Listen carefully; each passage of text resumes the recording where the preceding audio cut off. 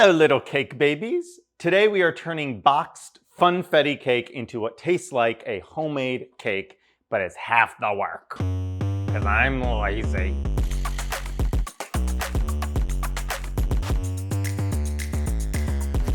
Glug, glug, glug, glug, glug. Imagine being able to drink whole milk. Sorry, I'm a lactose. I'm the lactode. It's what lactose intolerant people call themselves now. It's an exclusive club. Anyway, today, like I said, we are turning this box cake into a fake homemade cake. You're gonna tell your friends and family it's homemade, and they're gonna say, wow, when did you learn to bake? And you say, subscribe to JonnyCakes YouTube.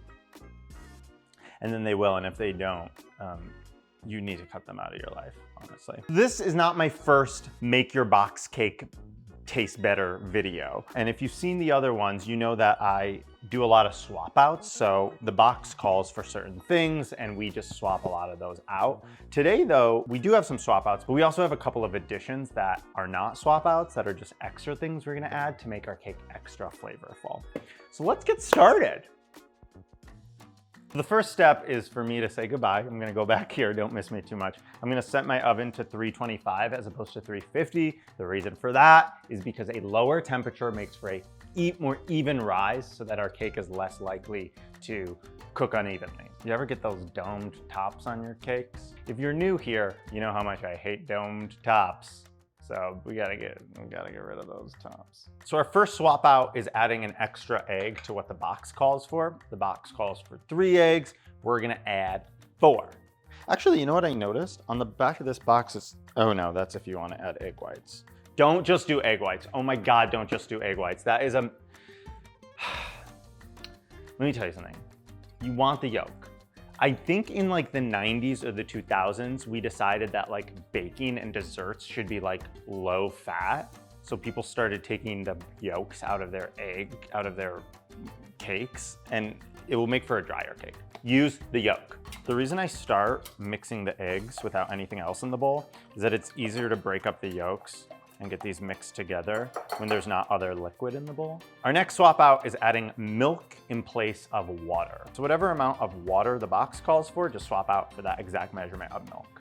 Butter versus oil. Most box cakes call for oil, this Funfetti included. Here's the thing, it's a tricky thing with butter and oil. Butter adds a richer flavor to cakes. Oil adds a moisture to the cake. Okay, so actually a lot of the times I like to use oil because it makes for a moister cake, and I really love a moist cake. How many times can I say moist? But we are adding more moisture to this cake in another way, so I've decided to stick with butter for that richer flavor. So I'm gonna melt down a stick of butter and add it to our mixture. So we're adding sour cream. This is not a swap out for anything on the back of the box, this is just an addition. Sour cream will add a tang and more than anything, a moisture to this cake. It's fabulous in so many different cakes.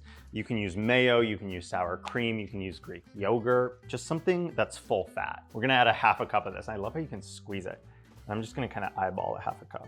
Now this is my secret ingredient. We're gonna use a little bit of almond extract. Here's the thing about almond extract. When used correctly, you shouldn't get an overwhelmingly almond taste. The problem is, it's so potent, even more potent than vanilla extract, so a little bit goes a long way. A lot of people who make homemade Funfetti cake flavor it with almond extract just because it adds a slightly unusual flavor, but it's not like totally out of left. You're not putting like cotton candy or like grape flavor into this cake.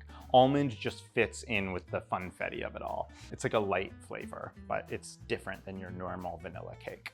I'm gonna add, a dash, like a little bit goes a long way. Let's do a half a teaspoon.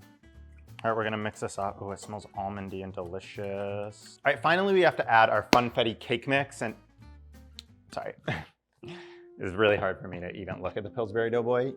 We're currently in a feud. He stole my man, the cake people convention. And what he did is he walked right up to me with his silly little white belly and rubbed it in front of my boyfriend and said, "Can JonnyCakes do this?" And he doesn't sound all fun and happy like he does in the commercial. He's like, "Hey, can JonnyCakes give you all this?" Pillsbury Dough Boy and my boyfriend walked off into the sunset.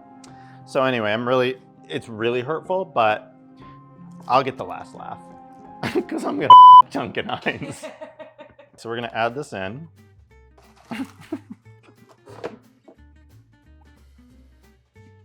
Okay, can I tell you why that happened?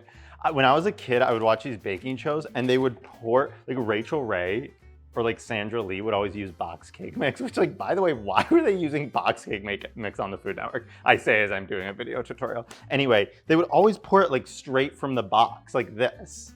And I always thought that was so cool because I was always like ripping the box, you know what I mean? The bag open. Anyway, so listen, nobody said it was easy. Okay, I'm gonna be honest, I'm not loving how few sprinkles there are. Like when I make Funfetti cake, I add way more sprinkles. So I'm gonna add my own. All right, I'm gonna prep the pan with some vegetable shortening and a bit of flour that I dust around, make sure there's no bald spots so it's evenly coated. And then we can pour the cake batter in. This is a tip I learned from my friend Jimmy Wong. He's a chef and he told me that to evenly disperse the cake batter throughout an entire round pan, spin it back and forth like this.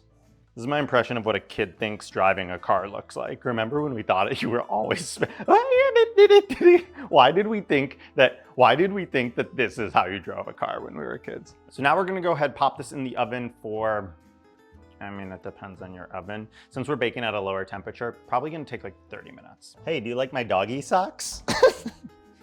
You can do this toe tap and dance for 30 minutes. Let's set a timer. Tap, tap, tap.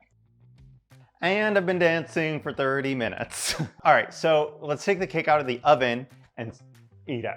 I'm gonna use my offset spatula to loosen it from the sides of the pan. That looks pretty good. It's pretty level, tasty. You can kind of see it's a little moister than a traditional like box funfetti cake. And I bet it's gonna taste even better.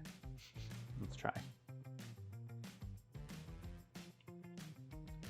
It's so nice. It cuts that like box taste flavor out and you're just left with the really like moist cake with the fun sprinkle surprise. I think it's kind of like perfect.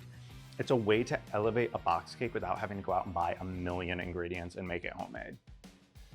One last tip, I would say frost this with a creamy cream cheese frosting. I think that pairs really nicely with the almond flavor of the cake and you're good to go. I mean, you got a great day if you're eating funfetti cake. Go make this, let me know how it turns out, and in the comments, let me know if there's any like fun things you like to do to elevate your box cakes. I love all your suggestions. I can't wait to try them all out.